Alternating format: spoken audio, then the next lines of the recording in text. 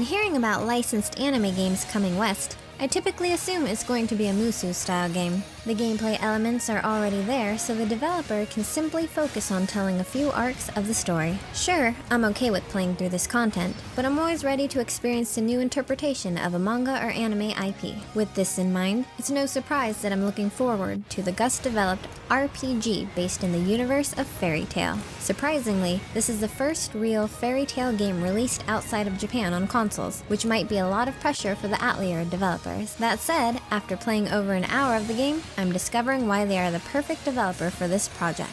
During the demo, I was able to explore the town of Magnolia. Interestingly, Gust has created a fairly lively town with locals going about their daily lives and characters to talk to. In this early build, I wasn't able to explore too much, but I was able to peek inside Lucy's house, which triggered a silly event. What I took away with me while exploring is that the load times from walking in and out of the various structures was extremely fast. Only when traveling to a new area did I encounter a loading screen, which wasn't long at all. During gameplay, players will choose missions that they wish to accept from a quest board to complete alongside story missions. During the demo, I was on a mission to show off my strength to Jalil Fernandez. On the way to meet him, I was able to explore some of the environments as well as get into a few battles.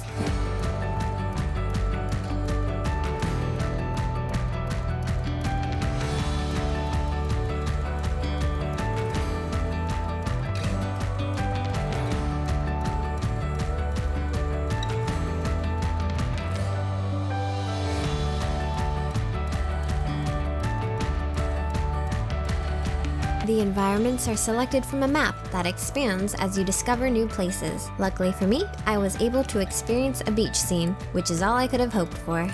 Battles are turn-based, enemies line up on a grid, and players can execute magic to a specific grid. Some magic affects multiple squares, which encouraged me to use different magic that fit a particular situation. Each magic ability was animated nicely and made the battles fun. There's a layer of strategy to the fights that might emerge in the later parts of the game, but during my time with the game, I was having fun just exploring each of the characters' magical ability. During the fight with Jalil, I was able to experience the Awakening feature. During a crisis, players will be able to power up for a strong elemental attack. This also allows characters to execute a combo attack against the enemy. Natsu, on the other hand, shows a glimpse of his dragon form and unleashes some powerful fire magic.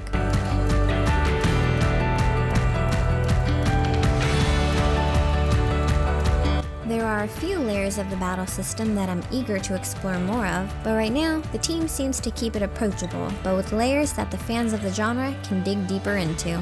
Fairy Tail is a gorgeous looking game, which is something I kept thinking about while playing. I'm curious to see how the developers handle the mission structures and balance that with the story arc, but from what I played, I think fans have a lot to look forward to. There's also a crafting system for players that I wasn't able to explore, but I did collect a few materials during my adventure. Gust was clearly the right developer for this job. They are taking their crafting and mission-based knowledge and applying it to a whole new IP. I think we can rest assured that Fairy Tail is in good hands. Fairy Tail is coming to PlayStation 4, Nintendo Switch, and PC in spring 2020.